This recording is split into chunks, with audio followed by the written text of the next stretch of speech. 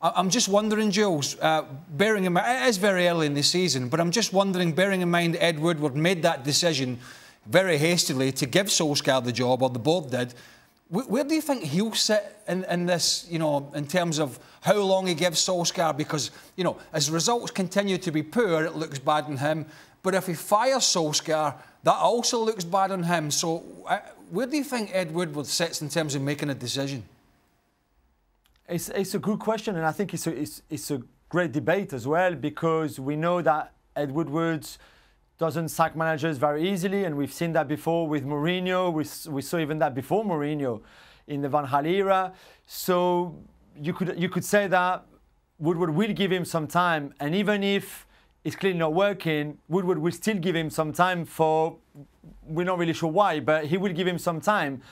However, I mean, even the fans today looked really at the Olympic Stadium, and there was 3,000 of them, and you do wonder how they must have felt after that game. They certainly expressed their discontent, and rightly so at the end, because, like I said, they were dire. The team was dire. That performance was so poor.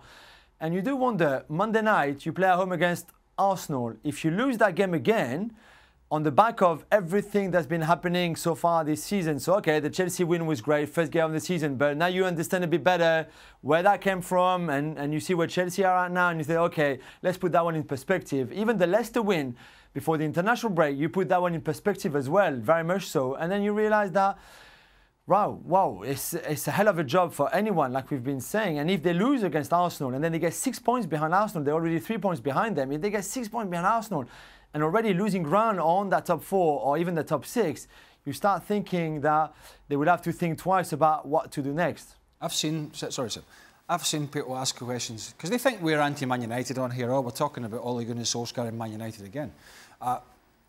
People think there's a bias. Right? There's not. And I'm sick of telling people that. But the question is, one of the questions I've seen from several people is, well, why do you guys never give Arsenal as much stick, or Tottenham as much stick, or maybe Chelsea? You know, because it's scenarios. It's expectations. You know, Chelsea have had success, and now they've got a problem with an inexperienced manager, a young squad, a transfer ban. You've got Arsenal who you know, have not been in the race for a while. And the expectations at Tottenham are not the expectations of Man United. The expectations of Man United should be so much higher, and that's why we focus on them. One of the 3 richest clubs on the globe, in the planet, with the resources that they generate themselves, with the ability to go out there and spend with the best. That's why we ask so many questions and talk so much about Manchester United, because their expectation levels are way above the Tottenhams, the Arsenals, and even the Chelseas of this world. So that's why we talk about them. And for all the things Joe said there, to see them in this position with the clout they've got and the ability they've had over the last few years since Sir Alex Ferguson left, just tells you one thing.